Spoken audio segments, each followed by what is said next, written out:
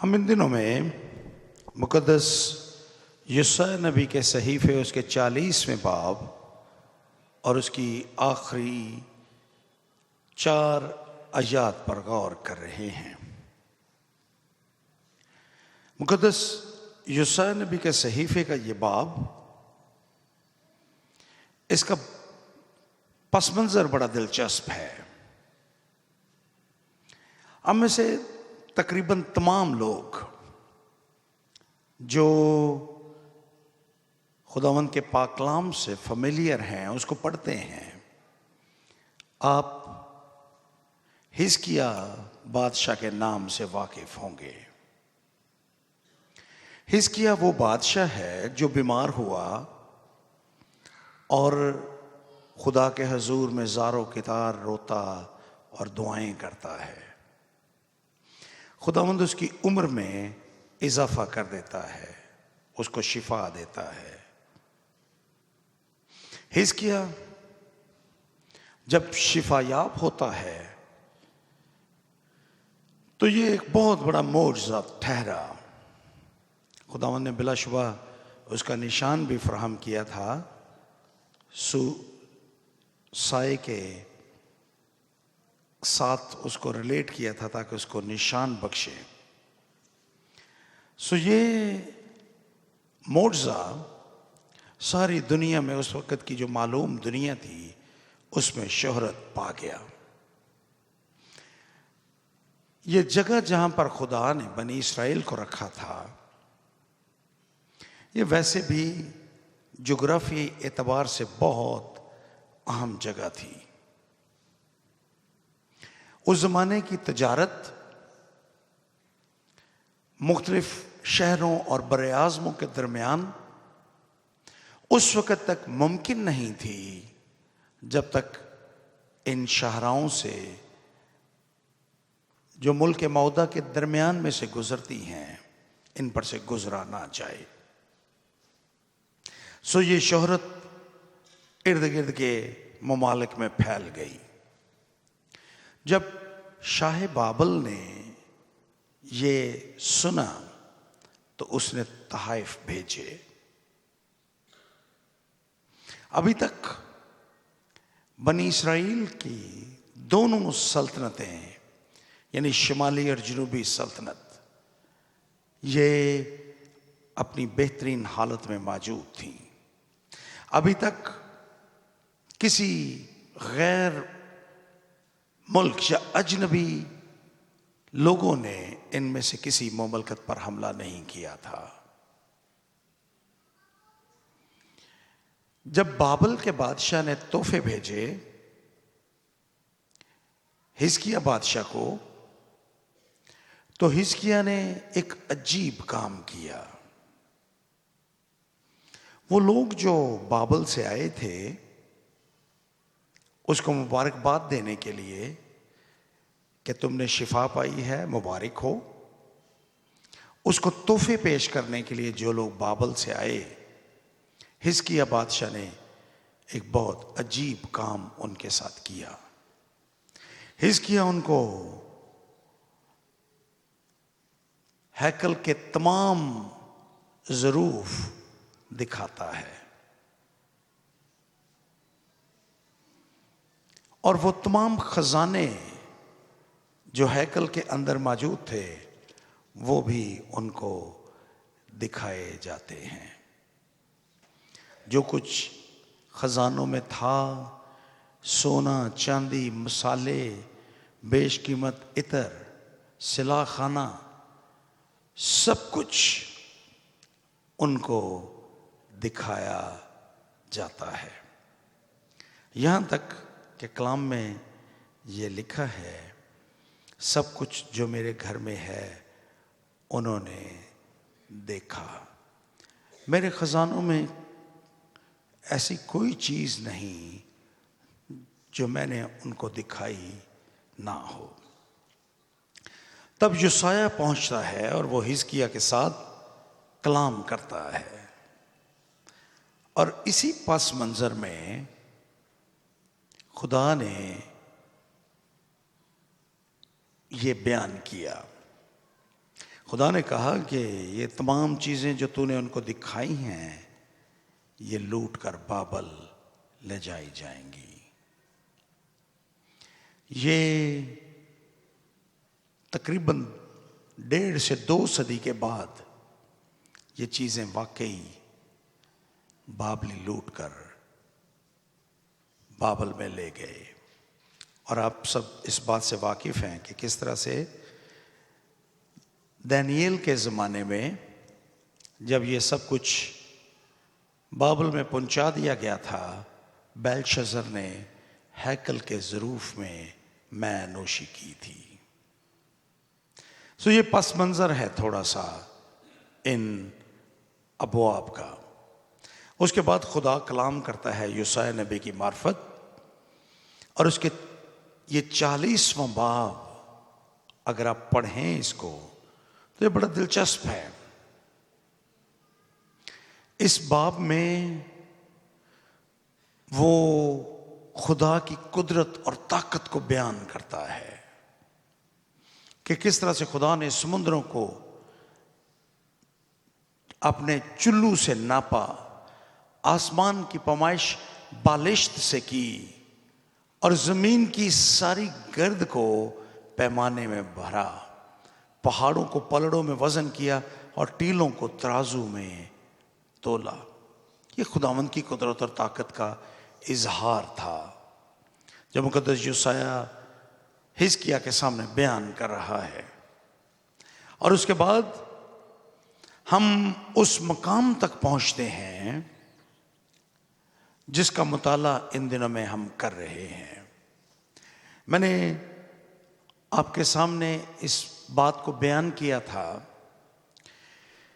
कि इन आयात में खुदा को मुख्तलिफ नामों से इन 4 आयात में पुकारा गया। यहां पर खुदा को एलोहीम, ओलाम, एवर लास्टिंग या इटर्नल गॉड,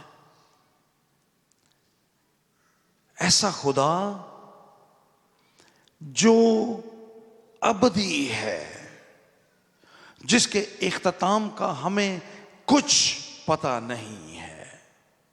और मैंने इस नए साल के आगाज में इसकी एक वजह यह भी थी कि क्यों इस टेक्स्ट का इंतखाब किया, क्योंकि हम अपने दिनों और महीनों और हफ्तों और सालों की पैमाइश रखते हैं। हम आगाज और इख्तिताम के बारे में भी सेलिब्रेशंस करते हैं। हम बर्थडेज मनाते हैं और हम डेथ एनिवर्सरीज भी करते हैं। सो दोनों तरह से हम आगाज और अंजाम को जानते और उसका बयान करते हैं। लेकिन खुदा, यहां पर खुदा के बारे में लिखा है कि वो खुदावंद अबदी खुदा है, अबदी, एलोहीम, ओलाम, इटर्नल गॉड, ऐसा खुदा जिसका कोई इख्तिताम नहीं है। इस पूरी कायनात में जहां हमारा प्लेनेट, हमारा स्यारा जिस पर मैं और आप जिंदगी बसर कर रहे हैं, जमीन, इस very very smallest, very tiny planet in this universe, पूरी कायनात में ये स्यारा एक छोटा सा हिस्सा है। इस बड़ी कायनात में, पूरी कायनात में सिर्फ खुदा ऐसी शख्सियत है जिसके आगाज और इख्तिताम के बारे में नहीं पता, जो वक्त की कैद से आज़ाद है।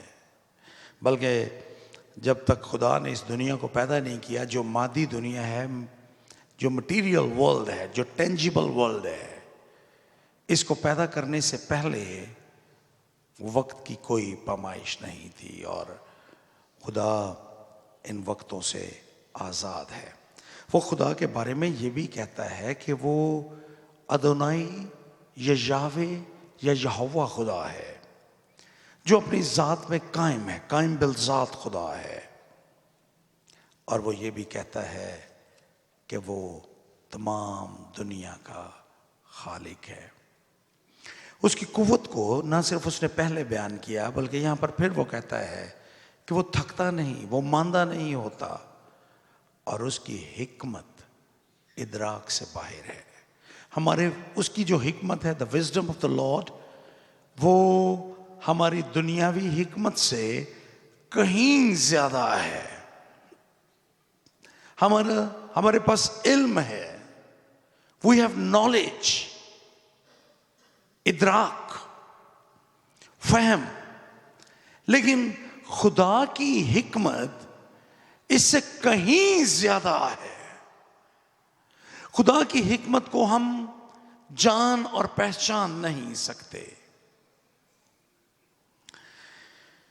वो हमारे इल्म से, हमारे दिरक से, हमारे इदराक से बिल्कुल बाहर है।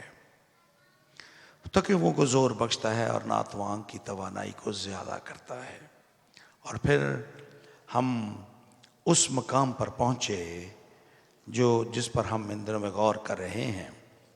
और हमने पिछले इतवार ये देखा कि खुदा इंतज़ार करने वालों को, और मैंने ये कहा था कि यहाँ पर इंतज़ार करने से मुराद इंतज़ार तवक्को के साथ है। ये आम इंतज़ार नहीं है कि जी हम इंतज़ार कर रहे हैं। नो, वेट विद एक्सपेक्टेशन, तवक्को के साथ इंतज़ार है, इसमें उम्मीद है। और उम्मीद ये है कि खुदावंद अज़ली और अबदी यहोवा, इस कायनात का खालिक और मालिक, हमें जोर बख्शने वाला है। वो हमारे आने वाले दिनों, हफ्तों, महीनों और सालों को जानता है।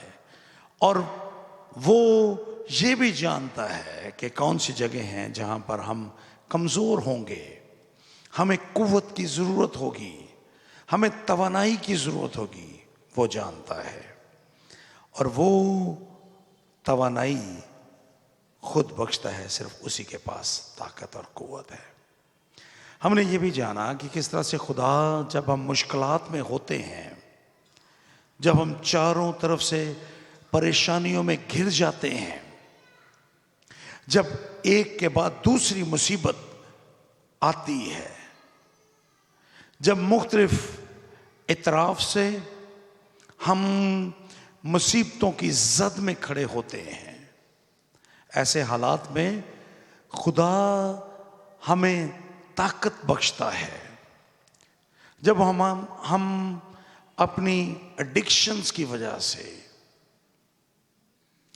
मुसीबत में गिरफ्तार होते हैं, खुदा हमें इन तमाम परेशानियों से ऊपर उठा लेता है।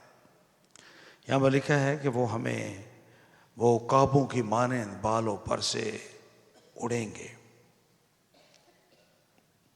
ज़बूर नवीस भी एक ज़बूर में ये कहता है कि वो हमें उकाबों की मानंद उड़ाता है, हमें अस्र नौ जवान करता है। और यहाँ पर यही लिखा है कि वो हमें उस कुव्वत से, जो हमें हमारे हालात में बांध कर रखती है, उससे आज़ाद करता है। और पिछले इतवार मैंने आपको बताया था कि किस तरह से हम सब जो इस दुनिया में रहते हैं, हम इस ज़मीन की एक कुव्वत जिसको हम ग्रेविटी कहते हैं, उसकी वजह से इसके साथ जुड़े हुए हैं। हम इसीलिए ऊपर किसी मदद और सहारे के बगैर उड़ नहीं सकते। लेकिन जो ही उकाब अपने पर फैलाता है, वो इससे आज़ाद हो जाता है। And this is how God give us the liberty, the freedom to fly over our circumstances. खुदा हमारे हालात के ऊपर उड़ने में हमारी मदद करता है। दूसरी बात जो यहां पर लिखी है वो है दौड़ना। यहां पर लिखा है वो काबू की मानंद बालों पर से उड़ेंगे, वो दौड़ेंगे और ना थकेंगे।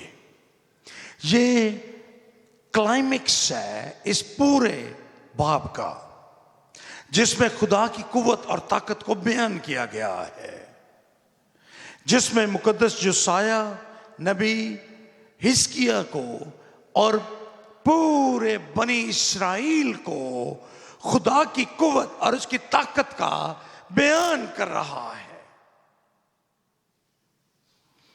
और वो इसका क्लाइमेक्स ये बयान कर रहा है कि खुदा उनके भी साथ होता है जो उम्मीद के साथ, जो तवक्को के साथ उसका इंतजार करते हैं। अगर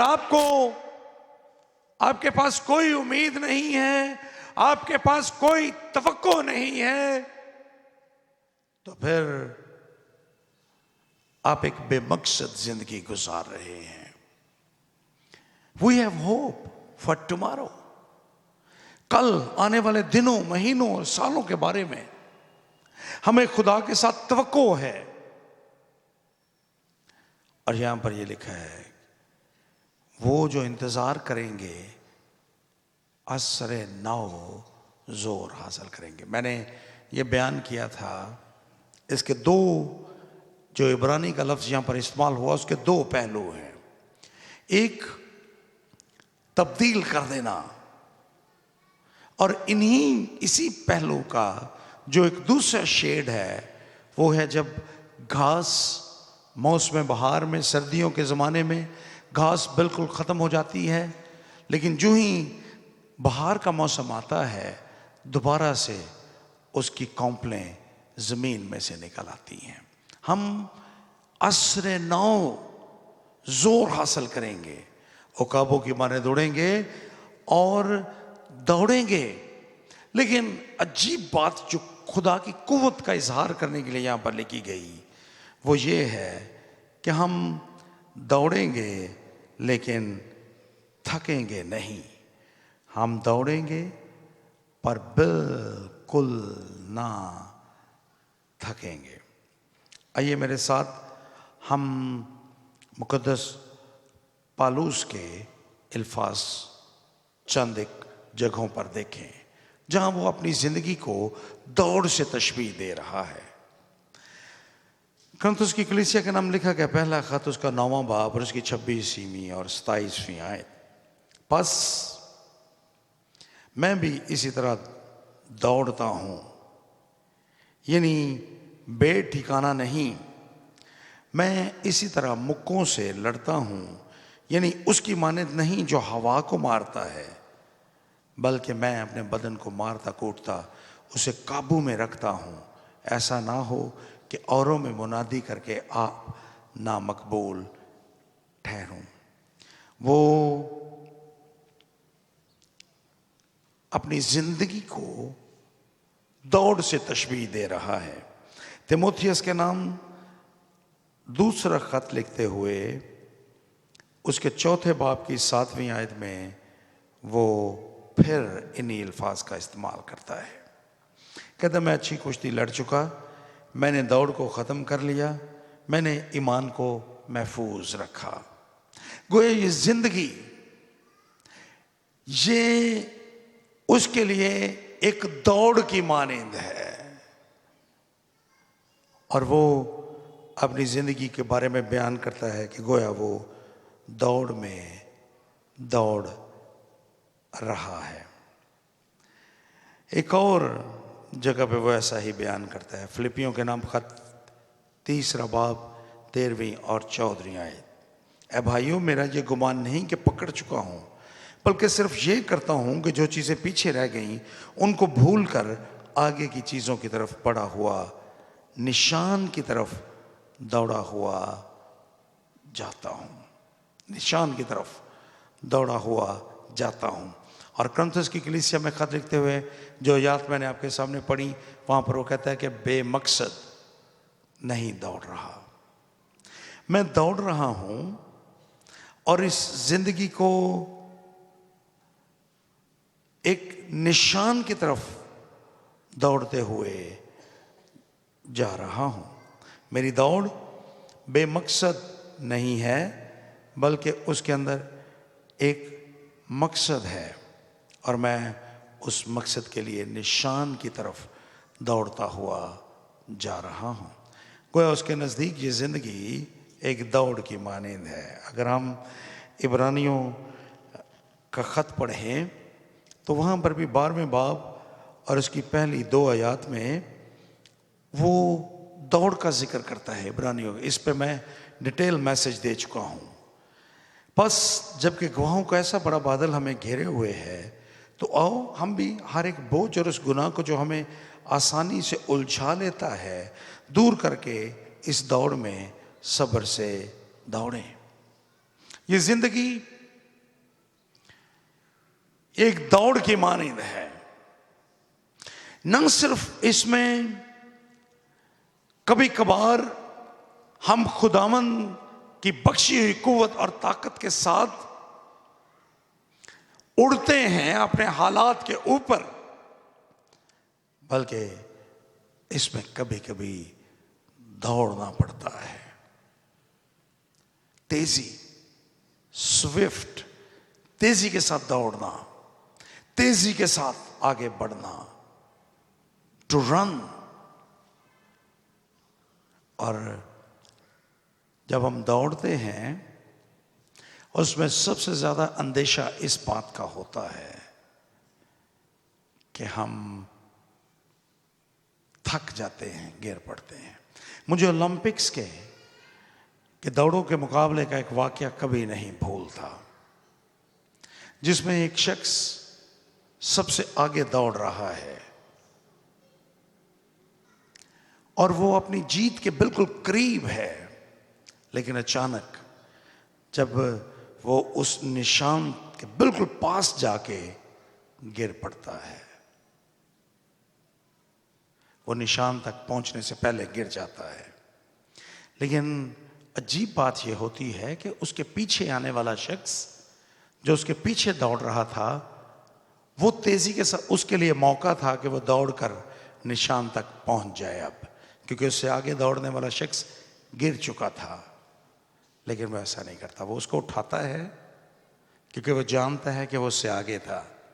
वो उसको उठाकर उस निशान तक पहुंचता है और उसको अपने से पहले उस निशान तक पहुंचाता है।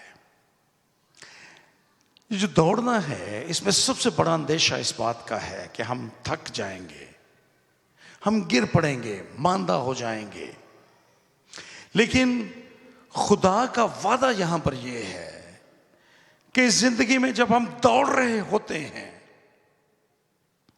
वो हमें थकने नहीं देता। वो दौड़ेंगे और ना थकेंगे। जहां दूसरे थक जाएंगे, जहां दूसरों को आप परेशानी की हालत में देखेंगे,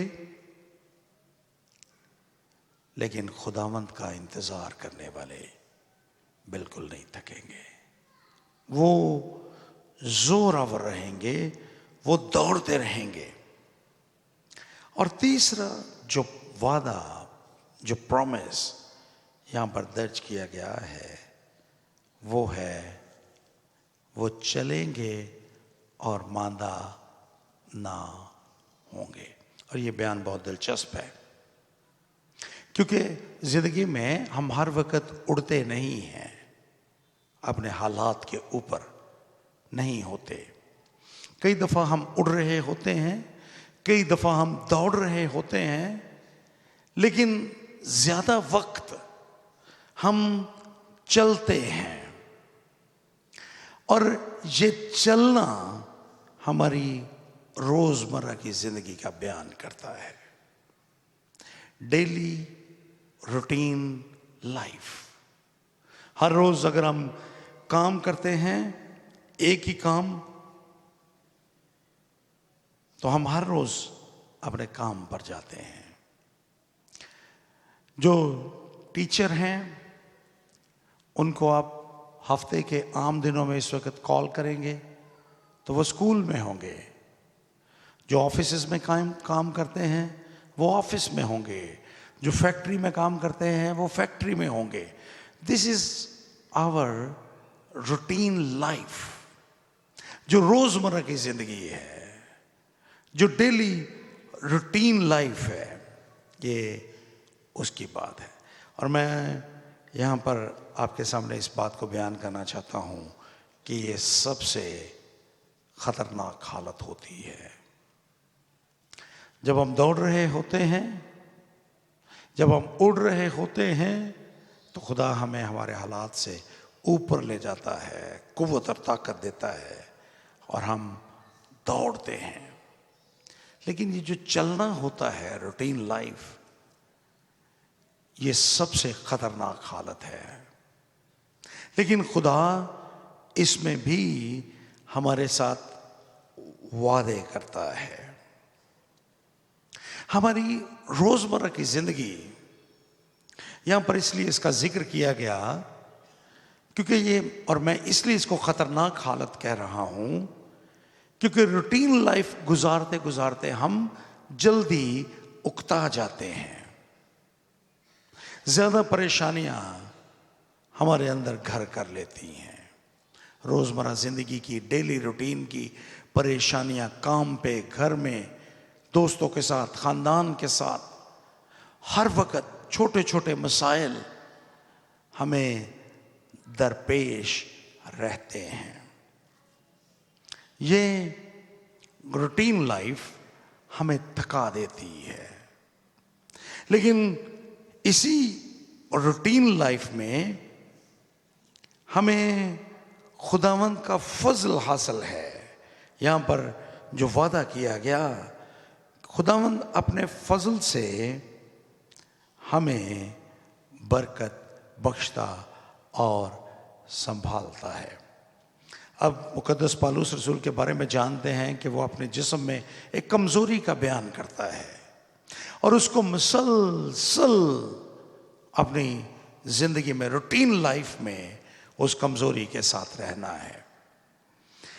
और वो खुदावंद से दुआ करता है। वो कहता है, कुरिन्थुस की कलीसिया का नाम दूसरा खत लिखते हुए वो उसके 12वें बाब की 8वीं आयत में कहता है, इसके बारे में मैंने 3 बार खुदावंद से इल्तमास किया कि ये मुझसे दूर हो जाए, मगर खुदा ने उसको दूर नहीं किया। उसकी जो रूटीन लाइफ में जो कमजोरी है, खुदा ने उसको दूर नहीं किया, बल्कि खुदा ने कहा, यहां पर लिखा, मुकद्दस पौलुस कहता है, मगर उसने, यानी खुदा ने, मसीह ने मुझसे कहा, मेरा फजल तेरे लिए काफी है, क्योंकि मेरी कुदरत कमजोरी में पूरी होती है। और पौलुस कहता है, बस मैं बड़ी खुशी से अपनी कमजोरी पर फख्र करूंगा ताकि मसीह की कुदरत मुझ पर छाई रहे। रूटीन लाइफ, हमारी रोजाना की मुश्किलात। अब बहुत ज्यादा ट्रैवल करते हैं, चलते फिरते हैं, काम, मेहनत का काम करते हैं, ज़हनी मुशक्कत करते हैं, थक जाते हैं। हमारी ये डेली लाइफ है, ये हमारी रोजमर्रा की जिंदगी की बात है। हम रोजाना चलते हैं और हम थक जाते हैं। लेकिन अगर हम अपनी इसी रोजमर्रा की जिंदगी में खुदावंद पर भरोसा रखें, खुदावंद के साथ चलें, तो हम खुदावंद से बरकत पाते हैं। खुदावंद यीशु मसीह ने आसमान पर जाने से पहले हमारी इस डेली लाइफ को गुजारने के लिए हमें एक मुस्तकिल मददगार देने का वादा किया। खुदावंद यीशु मसीह आसमान पर जा रहे थे। आसमान पर जाने से पहले वो अपने शागिर्दों के साथ, बल्कि अपनी मसलूबियत से भी पहले, बिल्कुल जब वो करीब थे, वो अपने शागिर्दों के साथ गुफ्तगू कर रहे थे।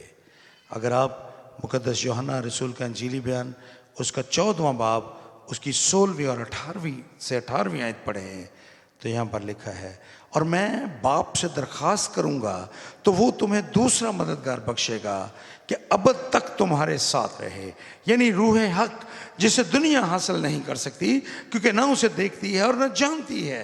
तुम उसे जानते हो क्योंकि वो तुम्हारे साथ रहता है और तुम्हारे अंदर होगा।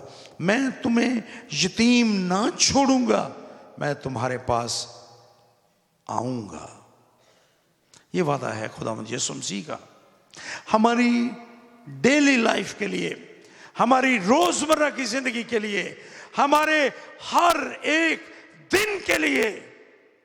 चूंकि वो मसलूबियत के बाद आसमान पर जाने वाले थे, उन्होंने अपने शागिर्दों को ये सिखाया कि मैं तुम्हें एक मुस्तकिल मददगार दूंगा, वो तुम्हारे दरमियान, तुम्हारे साथ और तुम्हारे अंदर रहेगा और वो तुम्हें कुव्वत देगा। डेली लाइफ में, रोजमर्रा जिंदगी में वो तुम्हारी मदद करेगा, खुदाए पाक रूह।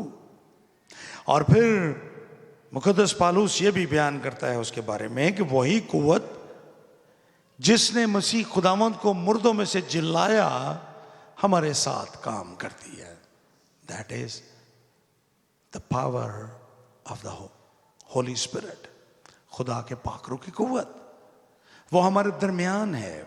और ये मसीह का वादा है कि रूटीन लाइफ में, मुसलसल जिंदगी में हजारों परेशानियां आएंगी, हर रोज नए चैलेंजेस होंगे जिनका हमें सामना करना होगा, लेकिन खुदाए पाक रूह तुम्हें उन चैलेंजेस का मुकाबला करने की कुव्वत और ताकत देगा। और यह वादा सिर्फ शागिर्दों के साथ नहीं, खुदावंद यीशु मसीह का यह वादा मेरे और आपके साथ भी है। वो हमें यतीम नहीं छोड़ता, बल्कि वो हर वक्त हमारे साथ रहता है। अब मुकद्दस दाऊद पर गौर कीजिए, उसकी डेली रूटीन पर गौर कीजिए। वो हर रोज अपने बाप की भेड़ें चराने के लिए लेके जाता है, रूटीन लाइफ है उसकी।